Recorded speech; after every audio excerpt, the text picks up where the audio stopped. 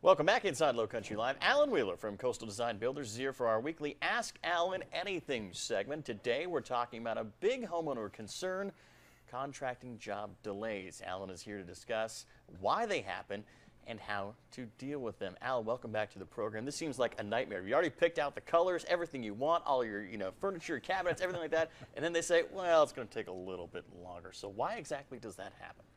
A lot of actually different kinds of delays and reasons for delays. First thing I would say is that all of us in our personal lives, if we've got a date, an appointment at a doctor's office, and we're more than 10 minutes late, we call, and our homeowner response time is more than 15 minutes. What's going on? Right.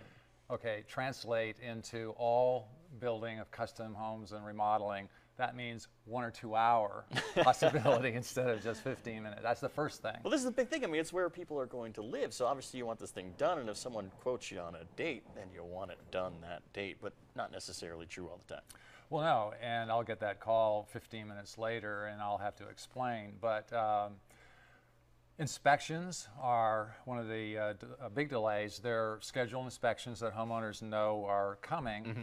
But for instance, when the new code came into effect in July, I went to, and I understood that my plumber is going to go out, and he usually puts a plate to cover pipes, and in 12 inches of size is fine. Well, the inspector came out and said, no, it's got to be 18 inches. Sure. And he could come back right away the next day. So you got to be a little bit flexible because, I mean, things change during the process. Things change. Right, and then after an inspection, I have to go to the job site the next day. Yeah. And if it's passed, great, all my trades follow.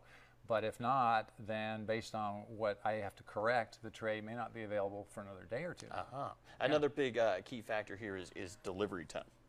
Oh, well, delivery time, I try to schedule way ahead, and usually deliveries typically are on time. Occasionally, a driver gets sick. Funny as it sounds, occasionally there really are flat tires. Yeah. And the other is when I've had a delivery from time to time, let's say it's siding. I'm going to do siding on a house. If all the trim is there and we're short on this delivery siding, I can get all the trim up and then wait a day or two for the rest of the siding.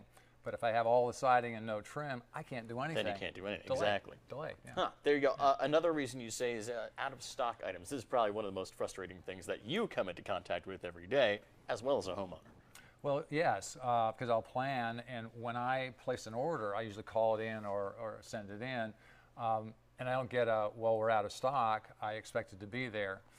Sometimes it'll be a door or a special window, and I was told, 2 weeks delivery, mm-hmm. and I'll get a call, well, it's another week. And based on where the construction stage is, it may or may not delay for, well, several days. Yeah, and you mentioned trades a little bit. What are those trades, and how can that impact the timing of a contracted home?